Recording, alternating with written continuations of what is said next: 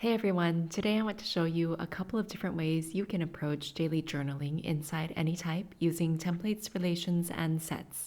A daily journal for me is something that's categorically different from a note or a task or anything else I've previously documented in AnyType. Therefore, I'm going to create a new type for it. So I'm here now in my types library where I'm adding the type diary entry because it's the best way to classify what I need in this moment. Next, because I know that diary entries are the kind of object that I'll be creating again and again without a lot of variation, I want to create a template or a structure that I can reuse. Some things I like to note down each day are what I'm grateful for, what gave me energy, what drained my energy, my top priorities for the day, and my mood when I woke up.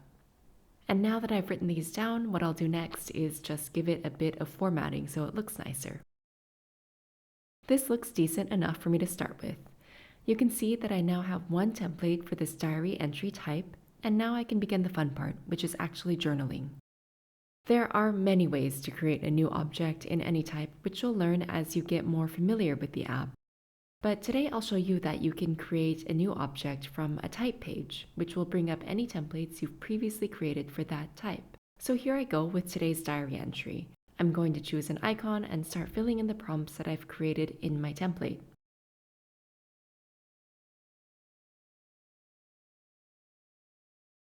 Now I've gotten down what I'm grateful for, what gave me energy, what drained my energy, and a little emoji for my mood. Great, now that I've created one page in my journal, I want to actually create a whole notebook structure so this process of creating a diary entry is as easy as possible. You can see here that I have a link pinned to my sidebar, which is my self page, basically anything related to my self-improvement and self-care. Since journaling fits into this category for me, I'm going to create a new object by hitting /. And inside of this object, I'm going to add the diary entry for May 7th that you just saw me create. What I've essentially done is create a notebook structure and added the first entry of my diary. That means that tomorrow, when I start up AnyType, I can open this notebook and use the / key to add a new diary entry for the 8th of May. And you see right there that my notebook now has 2 completed pages. Now that I've got this repeatable structure, I can see my notebook growing every day when I add a new entry. If I now open this notebook in my graph, I can see all these little diary entry objects clustered around it. And you can already imagine how the more you write, the more these clusters will grow. As you create more and more entries, you might even want to divide them up by month, like I've done for the months of February and November. So this has been one fun way to create your diary entries, especially if you like this approach of seeing all your entries clusterized and linked in the graph. Now, just to illustrate, I'm going to show you a different approach of how you can use a few different features in AnyType to start actually deriving some insight from your journal. Let's go back to this type diary entry. I'll delete the template I just created and make a new one. This new template will have almost the same prompts, except that instead of adding my prompts as text blocks, I'm going to add them as relations. To do that, I just need to hit the / key and type relation. From there, I can create any relation I want. Anytime I add a relation to an object, it's going to create what looks like an input field. And this is going to be really useful when I want to start to pull some insight out of AnyType. So I'll use mostly the same prompts, but maybe instead of what I'm grateful for, I'm going to add sentence of the day to mix things up a bit.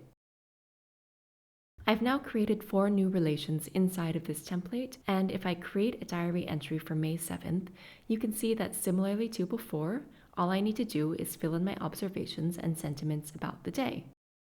The only difference is, again, instead of doing it in text format, I'm filling these in as relations. Next, I'm going to create a set of my diary entries in AnyType. We have a full tutorial of sets on our channel, so check that out if you have time, but sets in short are like a live search or query of all objects of the same type, and from which I can see the object's relations. In my previous example, the daily journal object was like a metaphor for my notebook, and in this example, this set object is going to serve as my notebook. And I'm going to make this notebook easy for me to find by adding it as a widget to the sidebar. Tomorrow on May 8th, when I open this set, all I need to do is create a new row and fill in these relation columns. And just like that, I've created an object for May 8th without even needing to open the object editor. Just like that, I've created an object for May 8th without even needing to open the object editor. Everything that I'm adding to this set will automatically update in the object itself, which makes it super easy for me to 1. Create new objects, and 2. Actually start to find some patterns in my thinking, my moods, or whatever else I like to document about my day. Hope this was helpful. Remember that everything you create in any type is private, available offline, and owned by you. Thanks for watching.